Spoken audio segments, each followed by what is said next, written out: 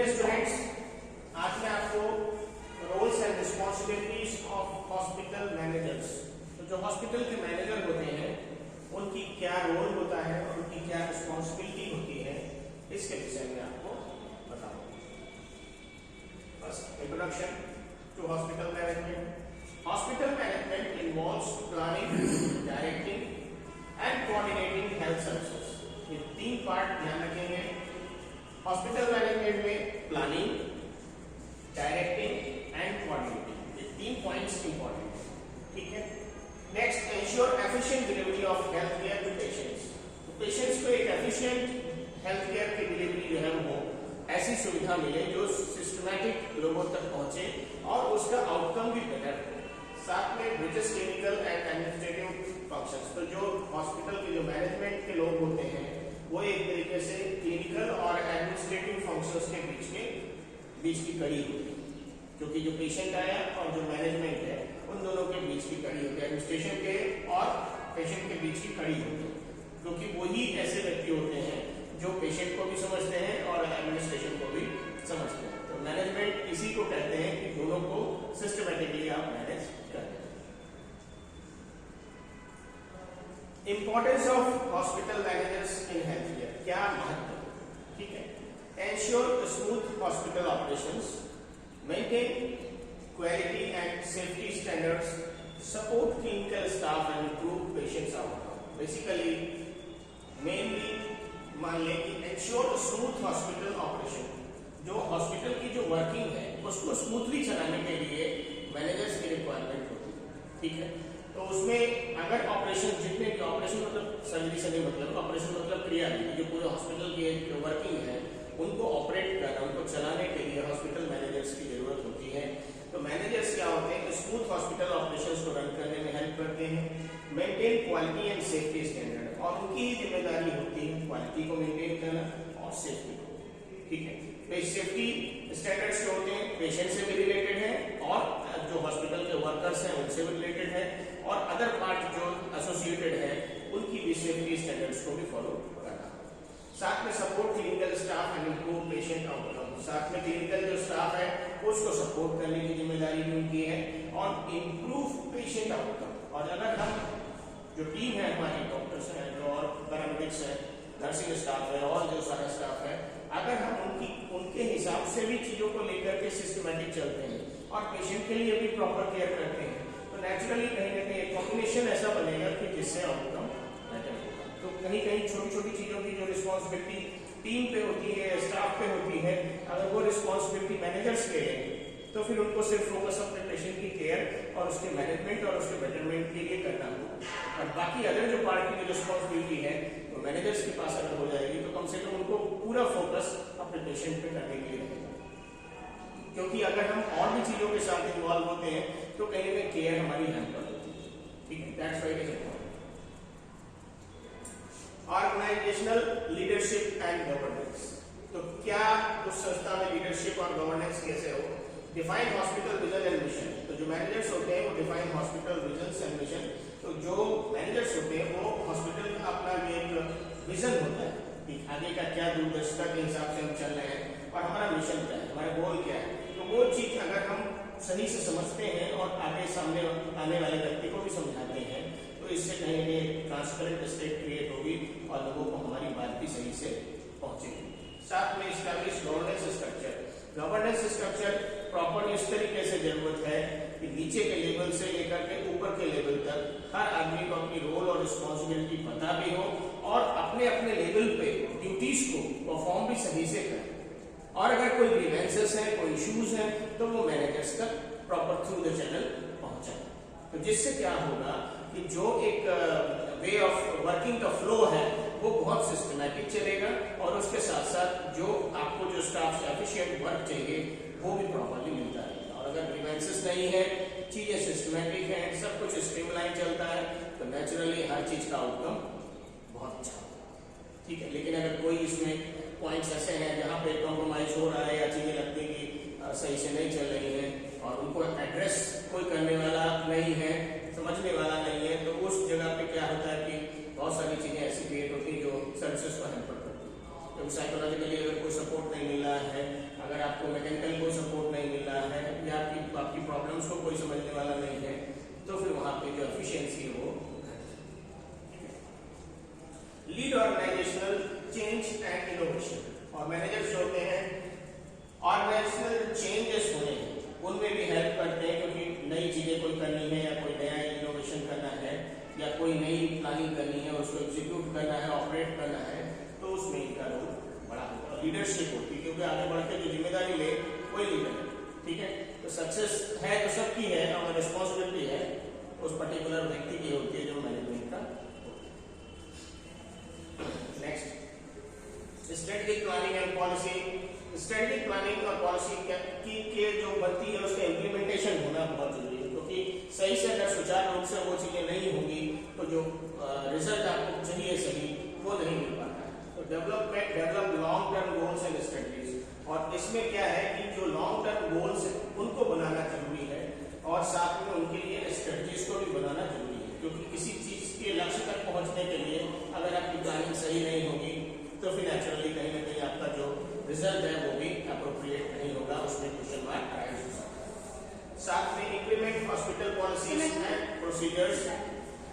इसमें जो हॉस्पिटल की जो पॉलिसीज हैं और प्रोसीजर्स हैं उनको सही से इंप्लीमेंट करने की जिम्मेदारी होती है, क्योंकि अगर हम हॉस्पिटल की पॉलिसीज को और प्रोसीजर्स को सही से इंप्लीमेंट नहीं करेंगे तो फिर ऑब्वियसली सर्विसेज हैम्पर होगी और क्राइसिस क्रिएट हो सकती है, ठीक है। Next, align operation with health care regulations.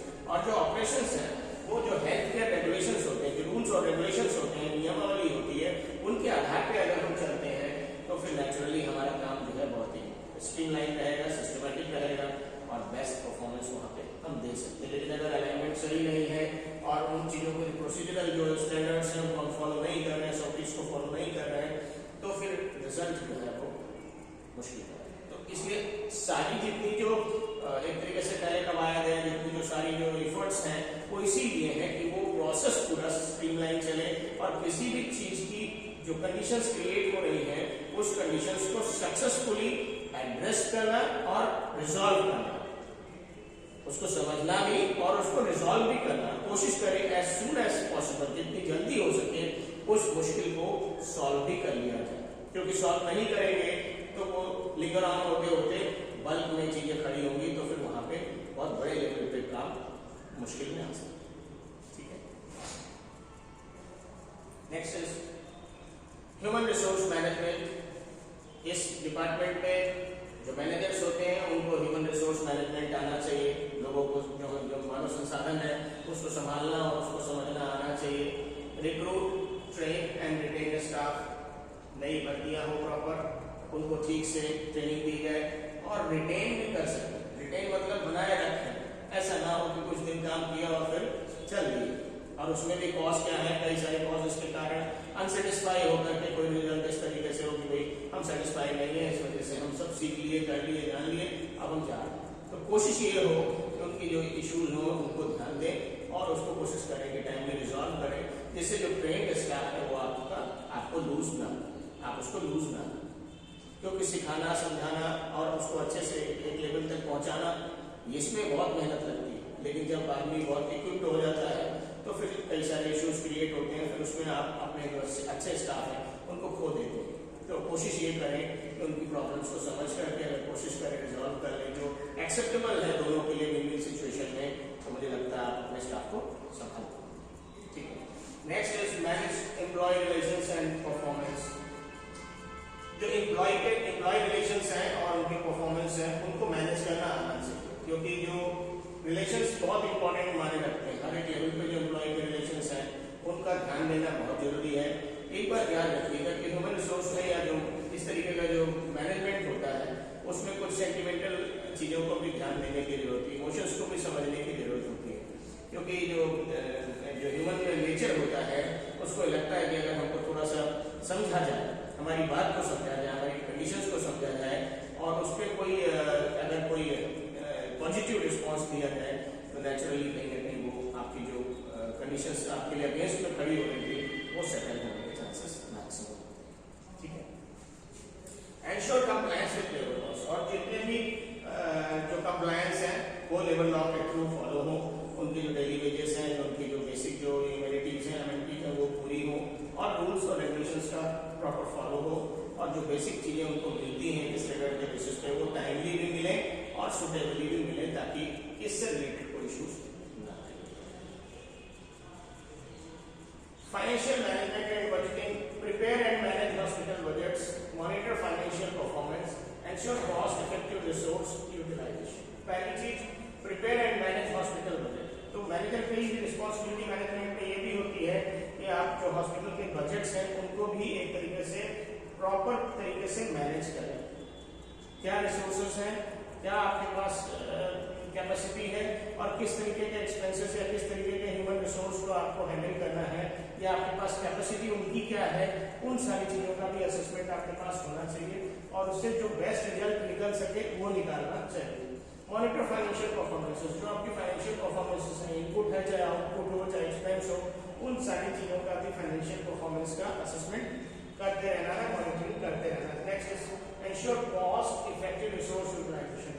तो जो आपके पास रिसोर्स है, चाहे ह्यूमन रिसोर्स हो, चाहे कोई मैकेनिकल रिसोर्स हो, चाहे कोई टेक्निकल रिसोर्स हो, चाहे किसी भी तरीके का रिसोर्स हो, तो उस तरीके के रिसोर्सेस को हमको कॉस्ट इफेक्टिव बनाना चाहिए। कॉस्ट इफेक्टिव मतलब ऐसा कि जितनी आवश्यकता है उसके हिसाब से कम पूंजी में, कम से कम लागत में अगर हमें अच्छा से अच्छा सर्विसेज मिल रहा है, अच्छी से अच्छी चीजें फैसिलिटेट हो रही हैं, तभी हमारा मैनेजमेंट करना सफल है।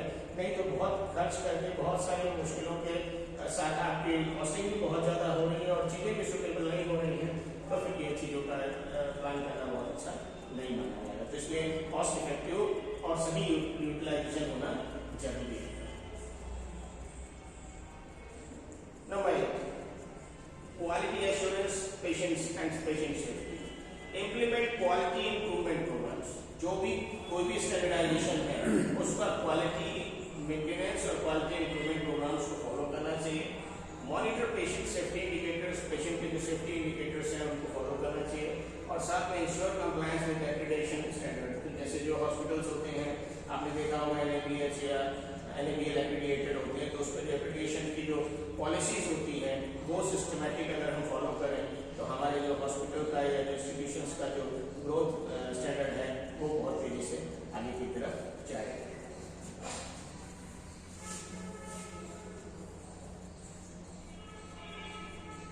Next, information management and health technology.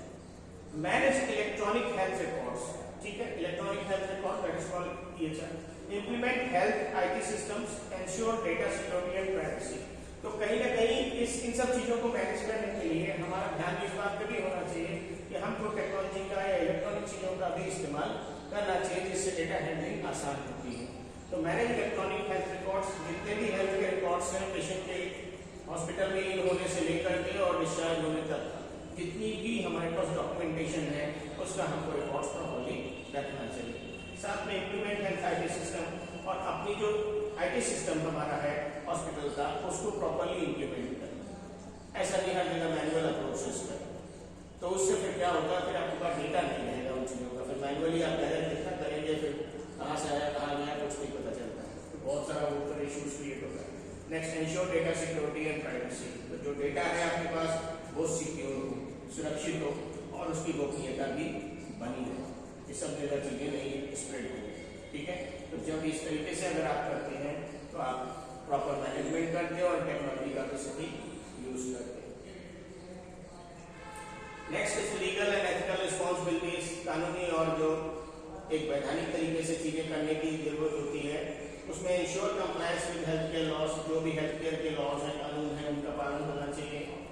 Address ethical dilemmas in care delivery. तो जो भी ऐसी चीजें हैं जहाँ पे किसी चीज में दुविधा है कि किस तरीके से किया जाए, तो एथिकल अगर हम प्रैक्टिसेस करते हैं तो डायलेमास को हम दूर कर सकते हैं।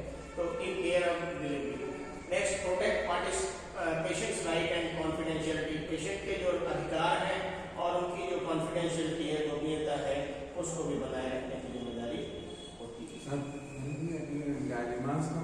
डायलेमा कहते हैं जैसे किसी चीज में दुविधा, मतलब स्पष्ट ना होना कि ये है कि ये है, तो इस तरीके की स्थिति ना हो। और उसमें भी एथिकल डायलेमा की बात हो रही है। कोई चीज ऐसी है जो बहुत ही जिसको कहते हैं ना कानूनी व्यवस्था में या वैधानिक व्यवस्था में या फिर जो हमारी एक जो स्टैंडर्ड्स होते हैं उन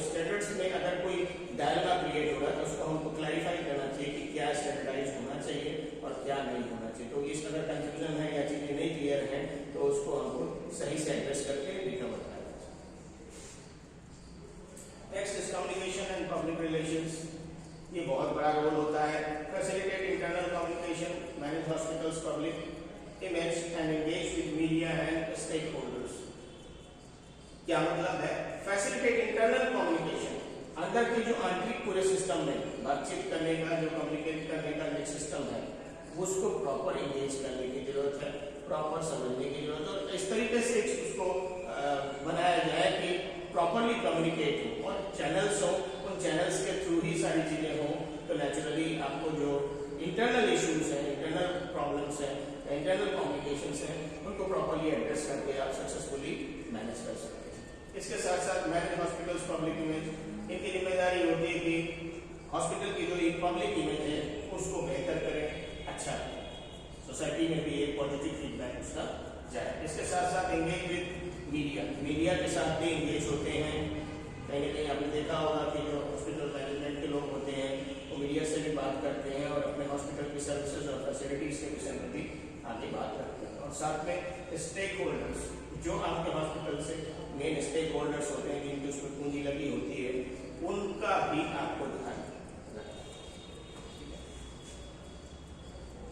operations and facility management, oversee daily hospital operations, daily के जो हॉस्पिटल के ऑपरेशंस है, वर्किंग्स हैं, उनको मॉनिटर करना है। Next, maintain infrastructure and equipment, और जो इंफ्रास्ट्रक्चर है उसको मेंटेन रखना है, जैसी कंडीशन है उसको बनाए रखना है। और कोशिश करना है कि उसमें कोई डिटोरेशन ना हो, गिरावट ना हो। अगर कोई चीज डैमेज हो रही है, डिटोरेट हो रही है, तो उसके प्रिलिमिनरी उसके कॉजेस देखने होते हैं और कॉजेस देख करके अपने लेवल पे ही उसको रिकवर करना होता है। अगर नहीं रिकवर हो सकता है तो अगले एडमिनिस्ट्रेशन लेवल तक वो चीजें पहुंचानी होती हैं ताकि वहां से सही से इंफॉर्मेशन मिले। साथ में इक्विपमेंट का भी ध्यान रखना होता है। जितने भी हॉस्पिटल में बहुत सारे इक्विपमेंट्स लगे होते हैं तो उनकी भी हैंडलिंग सही से हो, केयर सही से हो और यूजेस भी सही से हो।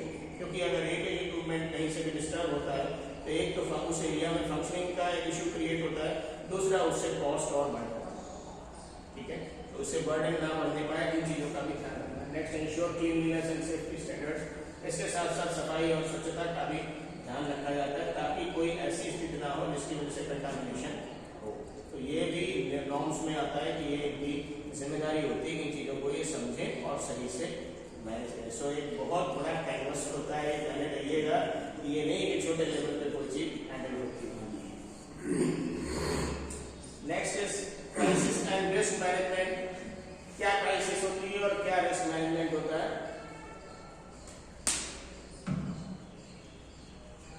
Develop emergency preparedness plans. याद रखिएगा, अगर कोई भी इमरजेंसी होती है तो उसके लिए पहले से प्रिपेयर्डनेस होती है, तैयारी होती है और उसके प्लान्स होते हैं कि अगर ऐसा कुछ हुआ तो ऐसा करना है। कोई मान लो फायर का इश्यू हुआ या कोई क्राइसिस हुई या कोई अर्थक्वेक आया या कोई और हॉस्पिटल में कोई इश्यूज क्रिएट हुए, तो उसका मैनेजमेंट क्या कर सकते हैं, सही से सक्सेसफुली उसको कैसे इवैक्यूएट कर सकते हैं, उन चीजों से कैसे कोप अप कर सकते हैं, उनके प्लान्स भी आपके पास होने चाहिए। मैनेज रिस्क एंड इंसिडेंट्स, और कोशिश करें कि जो रिस्क होते हैं या जो इंसिडेंट्स होते हैं उनको मैनेज करना भी आना चाहिए और कर पाने में सक्षम भी होना चाहिए। क्योंकि अगर आप रिस्क को और इंसिडेंट्स को मैनेज कर लेंगे तो आप बहुत सारे और जो इससे रिलेटेड कॉन्सिक्वेंसेस क्रिएट होने हैं उनको आप वहीं पे सेटल कर ले जाएंगे। Next, coordinate disaster response. बात आ गई कि कोई भी अगर डिजास्टर होता है तो उसमें कोऑर्डिनेशन बहुत जरूरी होता है, चाहे नेचुरल डिजास्टर हो चाहे ह्यूमन मेड डिजास्टर हो। तो उस स्थिति में कहीं ना कहीं रिस्पॉन्सेस बहुत प्रॉपर और प्रॉम्प्ट होने चाहिए जिससे ये सक्सेसफुली आप उस चीज को मैनेज कर लेंगे। ठीक है, next, training and development of staff. Organise continuous education programmes, promote leadership development and support professional growth. तो एक कंटिन्यूअस एजुकेशन प्रोग्राम आपको चलाते रहना चाहिए, क्योंकि अगर आप एक प्रॉपरली एजुकेशन प्रोग्राम चलाते रहेंगे तो नीचे के जो सारे आपके स्टाफ लोग हैं उन लोगों को वो सारी चीजों की सही से जानकारी रहेगी। तो आपको मल्टीपल टाइम चीजों को एक्सप्लेन करना, समझाना और सिखाना नहीं पड़ेगा और उससे क्या होगा आपकी जो प्रोग्रेसिव चीजें हैं वो सिस्टमेटिक चलती रहेंगी और कहीं कहीं सर्विसेज आपकी एक स्मूथ लाइन फॉर्म में वर्कअप करती रहेगी। Next, promote leadership development. इसके साथ साथ लीडरशिप डेवलपमेंट के लिए प्रमोट करना चाहिए। अलग अलग लेवल पे अलग अलग डिपार्टमेंट्स में लोगों को जो उसमें बेस्ट परफॉर्मर हो उनको सपोर्ट करना चाहिए ताकि वो अपने लेवल पे ही चीजें सही से हैंडल कर लें और उसकी वजह से कोई कॉम्प्लिकेशन ना आए। Next, support professional growth. और जो प्रोफेशनल ग्रोथ है उसको सपोर्ट करना चाहिए, क्योंकि कई लेवल पे आप अगर प्रोफेशनली लोगों को सपोर्ट करते रहते हैं तो नेचुरली सारी चीजों में ग्रोथ आती है। तो एक बहुत बड़े ब्रॉड कैनवस पे इन चीजों को देखने की जरूरत होती है। Coordination with clinical teams. Collaborate with doctors and nurses. Doctors और नर्सेस के साथ आपको कोलैबोरेट करना है, मिलना है, बात समझनी है, चीजें उनकी अगर कोई है तो उनको भी समझना है, आपकी चीजें हैं तो उनको समझाना है और कैसे प्लानिंग्स को हमको आगे ले जाकर के एग्जीक्यूट करना है उस पर हमारा फोकस होना चाहिए। इसलिए मीटिंग और कोऑर्डिनेशन जरूरी है। Support clinical decisions making. तो जो क्लिनिकल डिसीजन है जो डॉक्टर्स के या नर्सेस से रिलेटेड कोई अगर क्लिनिकल डिसीजन लिया जाता है तो जिम्मेदारी होती है मैनेजमेंट की कि उस डिसीजन को सपोर्ट करें, क्योंकि वो पर्टिकुलर पार्ट उन डॉक्टर्स और नर्सेस का ही होता है, उसमें कोई मैनेजमेंट का जो बंदा होता है उसका ये जरूरत नहीं कि उसकी बातें सब सुने। तो कहीं ना कहीं जब टेक्निकली साउंड उसको फील्ड में है उसकी बातों को एक तरीके से सपोर्ट करना चाहिए। Ensure integrated patient care. और कोशिश करें कि इस तरीके से इंटीग्रेटेड सिस्टम बनाएं कि जिससे पेशेंट की प्रॉपरली केयर हो, जिसमें पूरी टीम भी मेडिकल की इन्वॉल्व हो और मैनेजमेंट की भी टीम इन्वॉल्व हो, जिससे स्मूथली सारी चीजें रन करती रहे और उससे फिर कहीं ना कहीं बेस्ट रिस्पॉन्स आपको मिल सकता है। Role in community health and outreach. Promote public health initiatives, engage with community stakeholders and support health education and awareness. तो ऑब्वियसली बात, प्रमोट पब्लिक हेल्थ इनिशिएटिव, जो पब्लिक हेल्थ से रिलेटेड इनिशिएटिव्स हैं उनको लेने की जरूरत होती है और उसको रिस्पॉन्स भी करने की जरूरत होती है। साथ में engage with community stakeholders. जो कम्युनिटी स्टेक होल्डर्स हैं समाज में जो समाज के लोग हैं उनको भी उन चीजों के साथ एक तरीके से एड्रेस करने की जरूरत होती है और एंगेज करके रखने की जरूरत होती है, तो कहीं ना कहीं उससे आपके जो हॉस्पिटल या आपके इंस्टीट्यूशंस का बेटरमेंट होता है। साथ में support health education and awareness. और जो हेल्थ एजुकेशन है और अवेयरनेस प्रोग्राम है उसमें भी कहीं ना कहीं सपोर्ट करने की जरूरत है। अगर हम सपोर्ट करेंगे तो ऑब्वियसली चीजें अपग्रेड होंगी। ठीक है, video challenges faced by hospital managers. क्या चैलेंजेस होते हैं? Resource constraints, workforce shortages, regulatory and technological changes. तो इसमें रिसोर्सेस कंस्ट्रेंट करना, वर्कफोर्स की शॉर्टेज को मैनेज करना और रेगुलेटरी एंड टेक्नोलॉजिकल चेंजेस को भी आपको एक तरीके से चैलेंजेस को फेस करना होता है। ठीक है, ये इतनी चीजें आपको ध्यान रखनी। Next is future trends in hospital management. आगे के लिए क्या है? Digital transformation and AI. अब इस समय एआई का ही जमाना है, धीरे धीरे चीजें और इम्प्रोवाइज हो रही है। तो डिजिटल ट्रांसफॉर्मेशन जो भी अगर मैनुअल हैंडलिंग या कुछ इस तरीके से सेमी लेवल पे भी मैनेज हो रहा था तो उसको भी और अपग्रेड करके काफी कुछ ऑटोमेटिक फॉर्म में जनरेट कर सकते हैं। तो डिजिटल ट्रांसफॉर्मेशन करने से बहुत सारा आपको सपोर्ट मिल जाएगा और डिजिटली आप चीजों को हैंडल भी कर पाएंगे और डेटा मैनेजमेंट भी कर पाएंगे। और अगर धीरे धीरे करके एआई पे आ जाते हैं तो बहुत सारा आपका डॉक्यूमेंटेशन और बाकी सारी चीजों में भी आपको हैंडलिंग करने में सपोर्ट मिलेगा। साथ में वैल्यू बेस्ड केयर मॉडल्स। आपको अपने अलग अलग डिपार्टमेंट्स के एक तरीके से एक अलग ऐसे मॉडल्स बनाने की जरूरत होती है जो वैल्यू बेस्ड हो, जिनमें वैल्यूज हो। ऐसा ना हो खाली प्रोफेशनलिज्म और फाइनेंशियल चीजों को हम देख रहे हैं लेकिन वैल्यूज को हम ध्यान नहीं दे रहे हैं। तो वैल्यूज को भी देखने की जरूरत होती है इन चीजों के साथ। Focus on sustainability and resilience. इसके साथ साथ उन चीजों का प्रयास करने की जरूरत होता है कि वो चीजें सस्टेन करें और लंबे समय तक बनी रहे, जिससे कहीं ना कहीं हमारा जो मेन जो गोल है वो properly achieve. Next, conclusion and summary. Ultimately क्या है इसका एक कंक्लूजन निकलता है? Hospital managers play a vital role in health delivery. पहली पॉइंट, हेल्थ डिलीवरी में main role. They ensure operational efficiency and quality care और ongoing development is key to meeting future challenges. तो अगर तीनों एस्पेक्ट को हम ध्यान देंगे कि वाइटल रोल है उनका, दूसरा ऑपरेशन एफिशिएंसी को और क्वालिटी केयर को मेंटेन रखेंगे और तीसरी चीज ऑनगोइंग जो डेवलपमेंट, जो विकास जिस व्यवस्था के साथ उस संस्था में हो रहा है उसके लिए मीटिंग्स को भी करना जरूरी है, क्योंकि अगर मीटिंग नहीं करते हैं, बातचीत नहीं होता है, आपस में कम्युनिकेशन नहीं होता है, तो बहुत सारे ऐसे पॉइंट्स हैं जो आपको पता ही नहीं चलेंगे, जिसकी वजह से प्रॉब्लम आगे चल करके क्रिएट हो सकती है। तो अगर हम पहले से मीटिंग्स करते रहते हैं, कंटिन्यूअस टच में रहते हैं और डेली टू डेली आप हर चीज़ को असेस करते रहते हैं, तो उसी लेवल पे आप चीज़ों को हैंडल करके और आगे मेहनत भी कर सकते हैं, जिससे क्या होगा कि आपको बेस्ट आउटकम आपकी फील्ड का मिलेगा। और इसी तरीके के अगर हम पैरामीटर्स को फॉलो करें तो नेचुरली हम जो मैनेजर्स का रोल है हॉस्पिटल में वो बहुत अच्छा हो सकता है। Thank you.